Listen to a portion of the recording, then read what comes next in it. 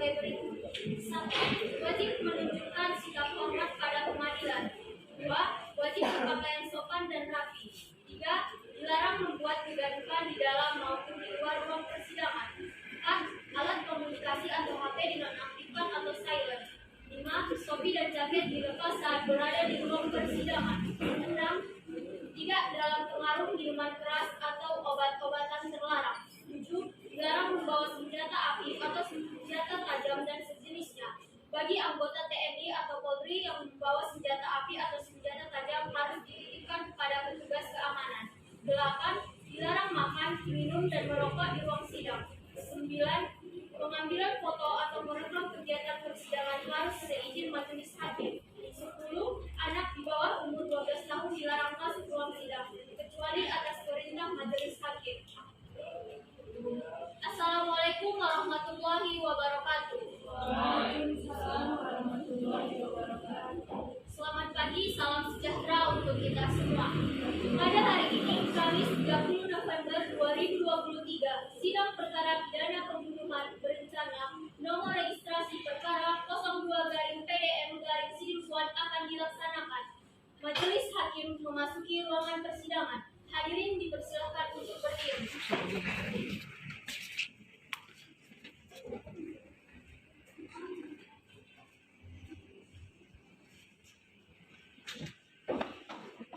Hadirin dipersilakan untuk duduk kembali.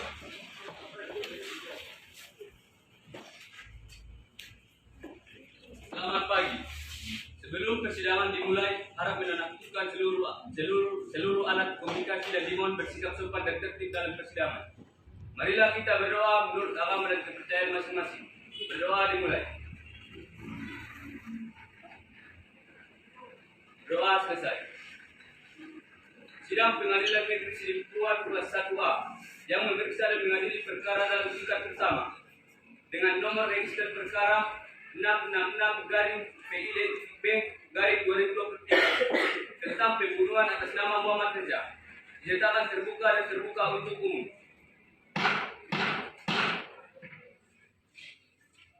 Penuntut umum, apakah terdakwa sudah siap? Siap yang mulia.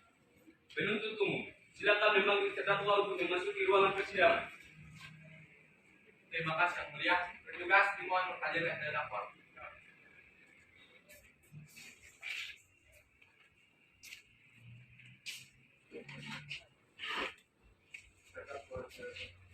Baik, terima kasih.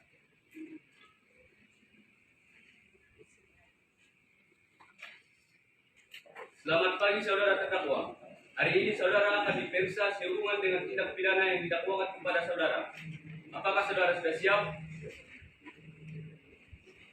Saudara terdakwa, apakah kondisi saudara pada hari ini sehat jasmani dan rohani?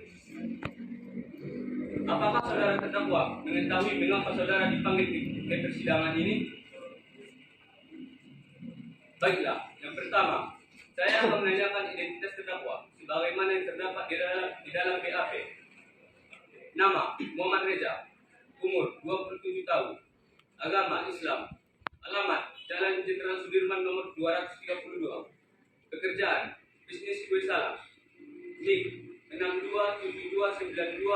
62729202938383, nomor registrasi 909-RT3-3-2023. Apakah benar saudara? Apakah sebelumnya terdakwa sudah pernah diperiksa penyidik atau pihak kepolisian? Apakah saudara sudah menerima salinan surat dakwaan dari penuntut umum? Apakah saudara terdakwa pada hari ini didampingi oleh penasihat hukum?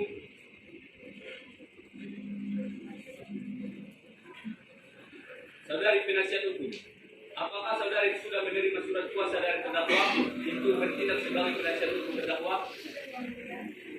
Silakan maju untuk menunjukkan surat kuasa beserta surat izin beracara.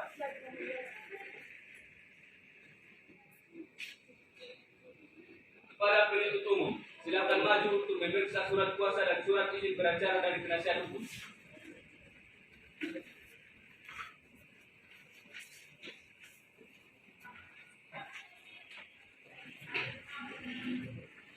Baik, terima kasih. Saudara penuntut umum dan penasihat hukum dipersilakan silakan duduk kembali.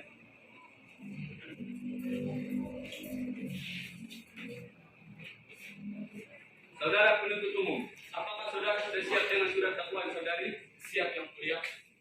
Silakan dibacakan.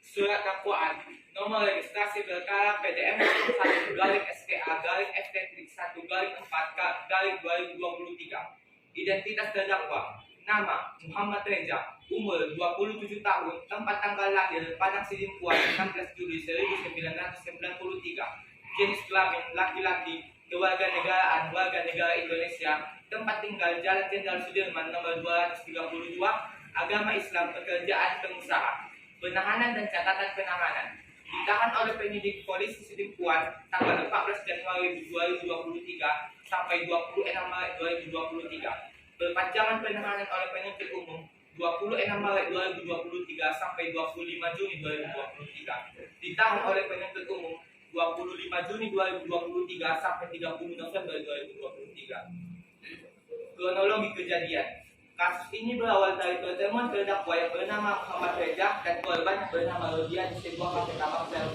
yang terletak di Padang Sidimpuan Utara pada tanggal 1 Januari 2023, tepatnya pada pukul 11 WIB. Reza datang terlebih dahulu dan memesan 2 cangkir teh melati. Lalu ia duduk di meja 24 yang diantar oleh barista kafe tersebut.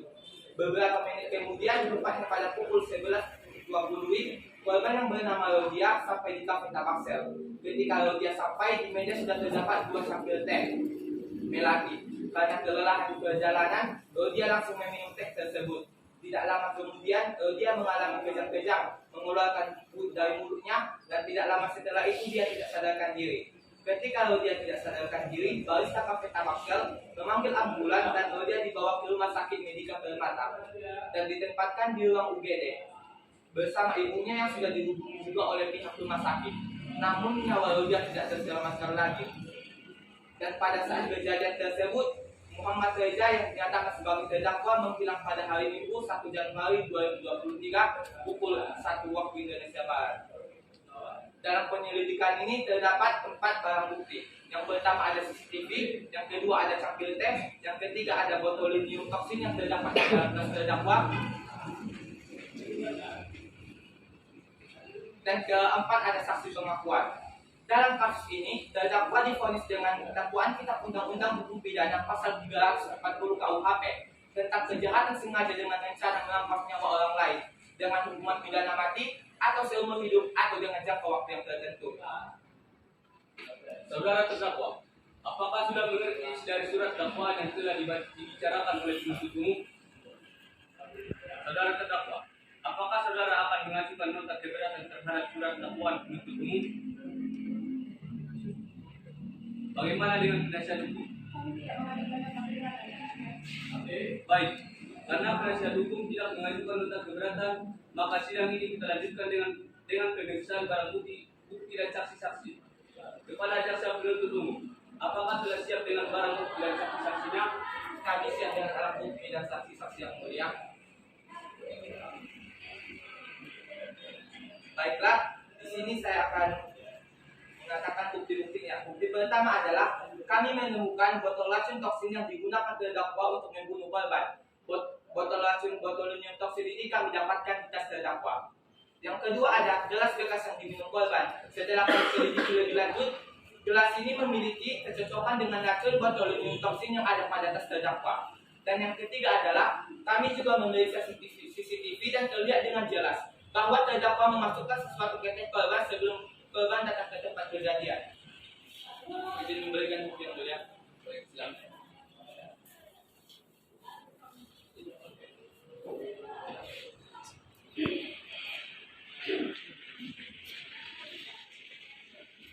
Apakah benar racun botulinum toksin ini terdapat dalam tas terdakwa?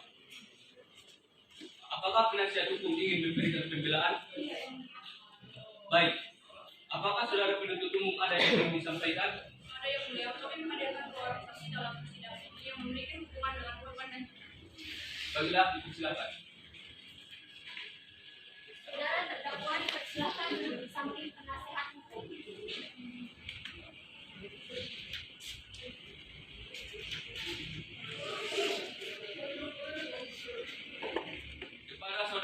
penuntut umum kami persilakan menghadirkan saksi. Baik yang mulia, petugas mohon menghadirkan saksi.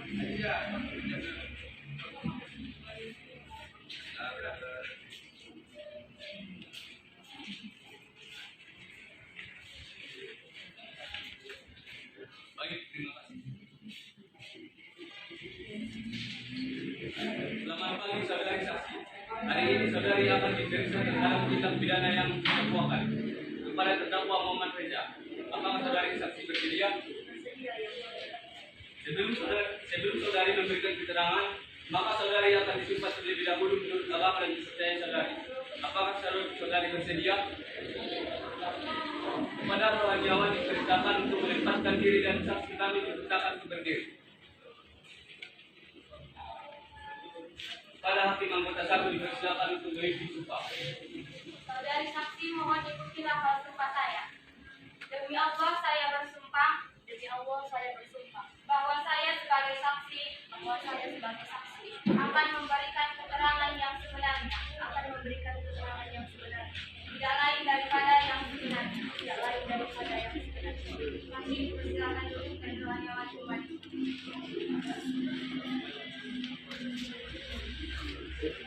Saudari saksi telah bersumpah, maka saudari wajib memberikan keterangan yang sebenarnya tentang apa yang saudari lihat. Saudari dengar dan jangan pernah sekali-kali memberikan keterangan yang palsu, karena saudari dapat diancam dengan sanksi pidana. Apakah saudari mengerti? Apakah saudari sehat secara jasmani maupun rohani? Apakah saudari mengerti dan dapat berbahasa Indonesia dengan baik dan benar? Apakah saudari dapat mengikuti persidangan pada hari ini? Apakah saudari mengenal terdakwa? Apakah saudari saksi memiliki hubungan darah dengan terdakwa? Sudah berapa lama Anda mengenal terdakwa? Silakan untuk penuntut umum untuk mengajukan pertanyaan kepada saksi. Saudari saksi, coba jelaskan apa yang Anda ketahui tentang kasus. Baik. Saat saya sedang berkunjung ke rumah terdakwa bercerita kepada saya bahwasanya dia sangat iri kepada si korban karena bisnis kue si korban lebih laris dibandingkan bisnis kue terdakwa. Terdakwa juga pernah bercerita kepada saya bahwasanya ia sangat dendam kepada si korban dan bisa saja dengan mudah meracuni si korban. Beberapa hari kemudian saya pergi ke kafe tersebut. Saya bertemu dengan si terdakwa dan si korban sedang mengobrol. Saya pergi meninggalkan kafe sebentar untuk mengambil barang saya yang tinggal di mobil. Saat saya kembali ke kafe tersebut, saya sudah menemukan badan korban tergeletak ke bawah dan keadaan mulut yang berbusa. Apakah ada pertanyaan penuntut umum? Apakah penasihat hukum memiliki pertanyaan? Persilakan. Apakah Anda melihat adanya terdakwa di TKP saat kejadian tersebut? Ada. Ya, dia ada berada di sana korban. Baiklah, terima kasih atas kesaksiannya. Pertanyaan saya berikan. Baiklah, saksi 1 silakan kembali ke tempat dan saksi 2 silakan bersumpah.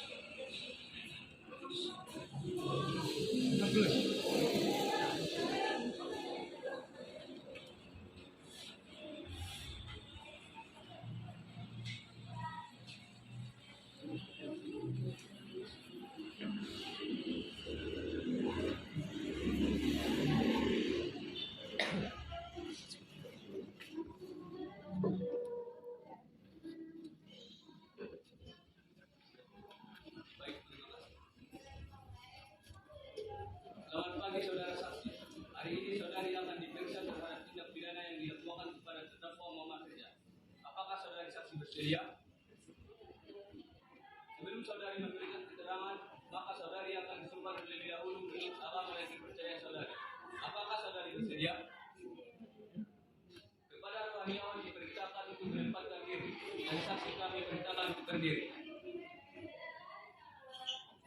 Kepada hakim anggota 1 dipersilakan untuk mengisi sumpah. Saudari saksi mohon ikuti lafaz sumpah saya. Demi Allah saya bersumpah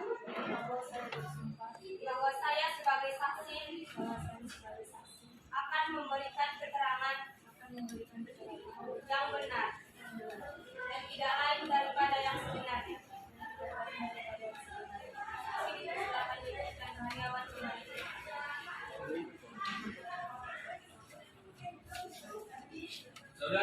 telah bersumpah, maka saudari wajib memberikan keterangan yang sebenar-benarnya tentang apa yang saudari. Saudari dengar dan jangan pernah sekali-kali memberikan keterangan yang palsu. Maka karena saudari dapat diancam dengan saksi pidana. Apakah saudari mengerti? Apakah saudari sehat secara jasmani dan rohani? Apakah saudari dapat mengikuti persidangan pada hari ini? Apakah saudari mengenal terdakwa?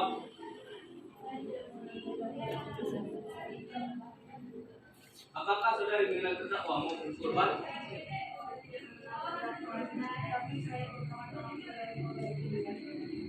Apa saja yang Anda ketahui tentang kejadian yang terjadi pada tanggal 1 Januari 2023? Jadi pada saat hari kejadian saya ditelepon oleh pihak rumah sakit dan saya diberitahu bahwa anak saya sedang dalam keadaan kritis di rumah sakit. Mendengarkan hal tersebut, saya langsung pergi ke rumah sakit untuk menemui anak saya.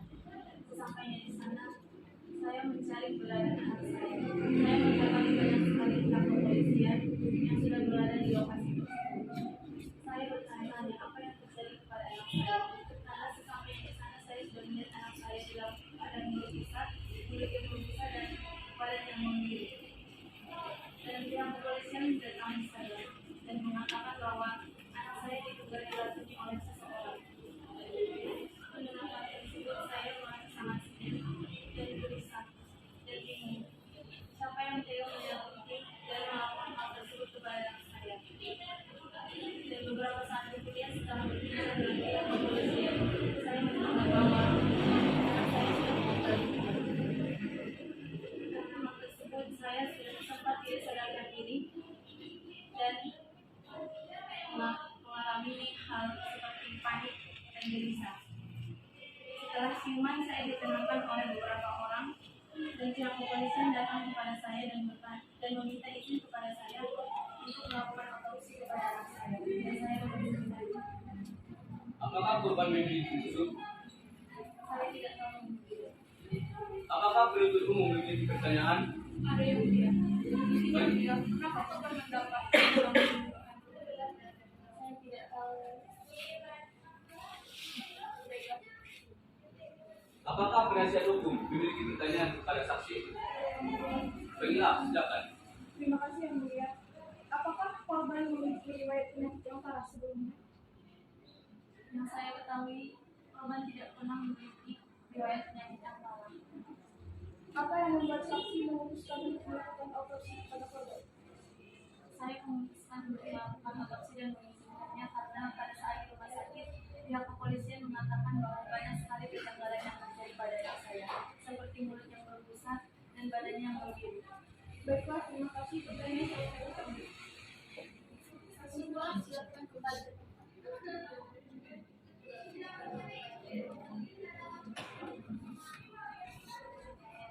Apakah jaksa penuntut masih memiliki saksi untuk dihadirkan? Ada yang mulia. Kami menghadirkan dokter forensik yang memeriksa jasad dari Baiklah, dipersilakan. kepada dokter forensik. Silakan masalah.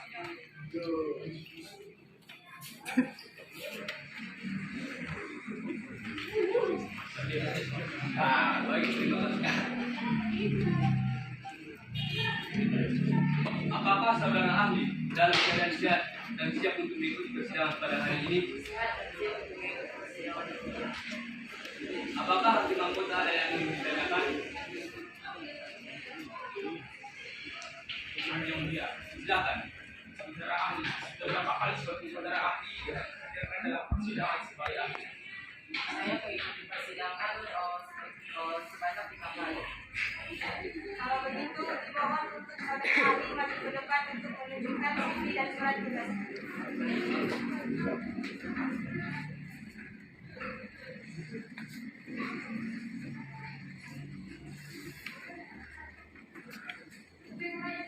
Terima kasih saudara ahli, silakan duduk kembali. Saudara ahli, sebelum memberikan pendapat saudara ahli akan ditanyai identitasnya terlebih dahulu. Mohon dijawab dengan jelas. Nama, Dokter Abdullah Spesialis. tempat tanggal lahir, Medan 19 Januari 1900. agama, Islam. jenis kelamin, kebangsaan, Indonesia. Adalah Desain Raja Konstitusi 1978 pada Seribuan Selatan. Dokter. Pertama, saudara ahli mengenal terdakwa. Berdasarkan pasal 190 ayat 30 KUHP, saudara ahli sebelum memberikan pendapat saudara ahli akan bersumpah. Apakah saudara ahli bersedia? Saya bersedia. Saudara mohon bantu saya untuk bersumpah.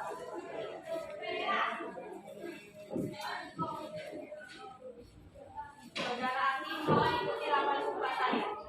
Demi Allah saya bersumpah Bahwa saya bersumpah bahwa saya sebagai ahli bahwa saya sebagai ahli akan memberikan pendapat akan memberikan pendapat yang sebenarnya yang sebenarnya sesuai dengan pengetahuan sesuai dengan pengetahuan dan disiplin ilmu yang saya pelajari.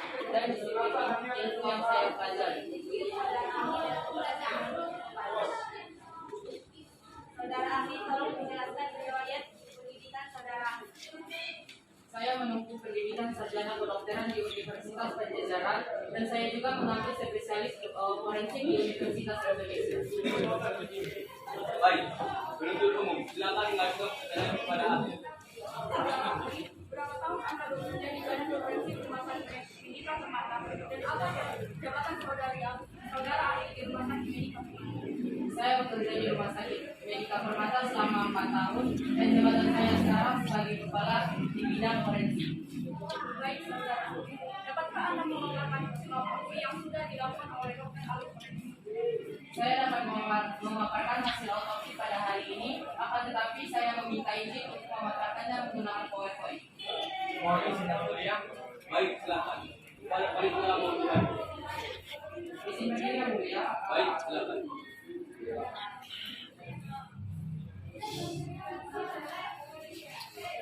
Oke, di sini saya akan menjelaskannya.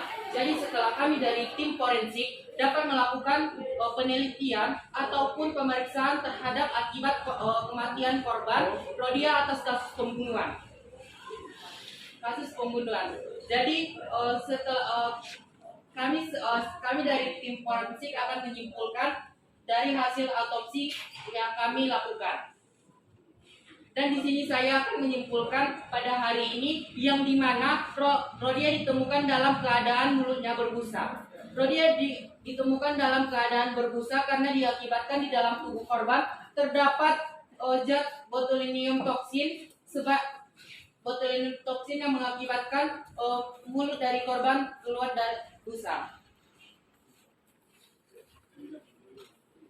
Akan tetapi di sini saya akan menjelaskan organ-organ yang sangat fatal yang diakibatkan oleh zat tersebut. Yang pertama itu adalah organ paru-paru. Jadi di dalam organ paru-paru pada korban terdapat sebanyak 50,33 mikrogram zat mitologi toksin yang mengakibatkan terjadinya zat tersebut masuk ke alveolus yang menghancurkan sel kapiler yang mengakibatkan sel pernapasan korban tidak berjalan dengan lancar. Hal tersebutlah yang diakibatkan keluarnya busa dari mulut korban dan mengakibatkan kematian.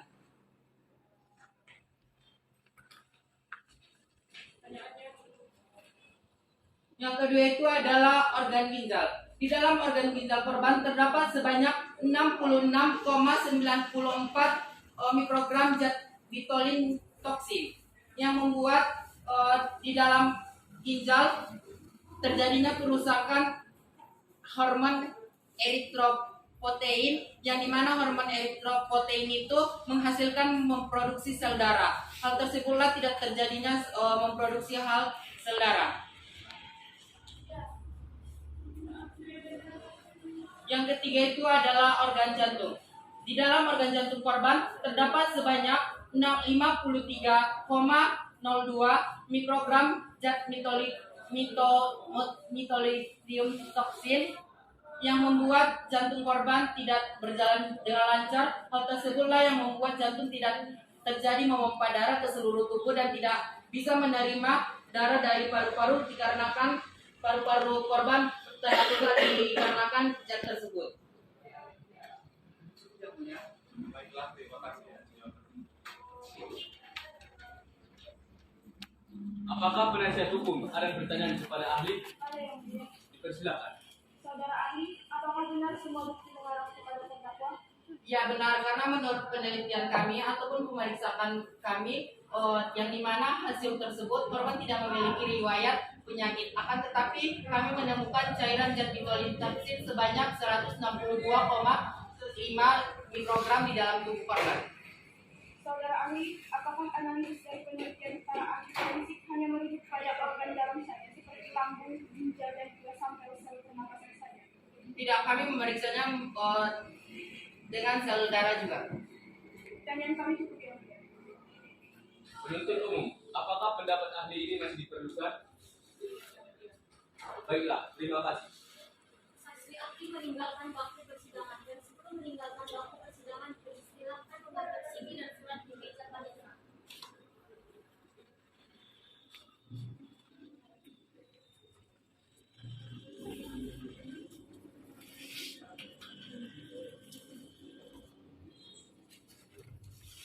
Terdakwa dipersilakan untuk kembali ke bangku sidang.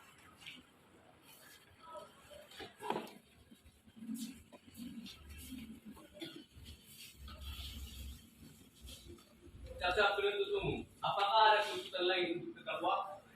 Tidak ada yang mulia, tetap pada ketentuan pertama yakni pasal 340 KUHP tentang pembunuhan berencana dengan hukuman pidana atau hukuman seumur hidup atau hukuman dengan jangka waktu tertentu. Terima kasih yang mulia. Bagaimana penasihat untuk terdakwa?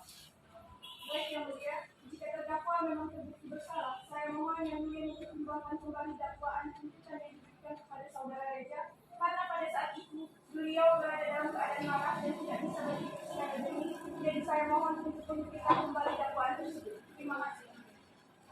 Baik, kami para hakim akan berunding.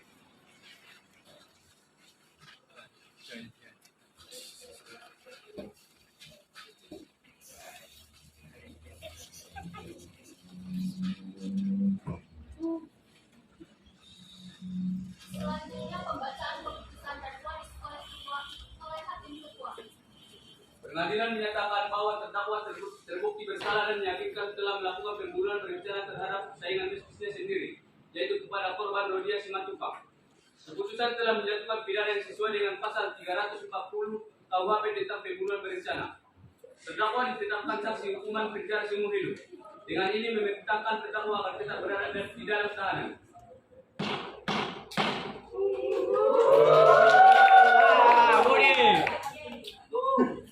Dengan telah dibacakannya keputusan Dewan Hakim, maka sidang kasus pembunuhan pada Kamis 30 November 2023 dinyatakan resmi ditutup.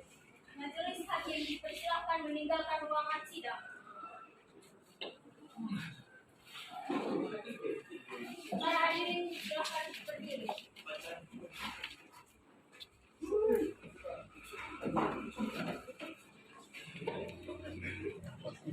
Hadirin dipersilakan duduk kembali.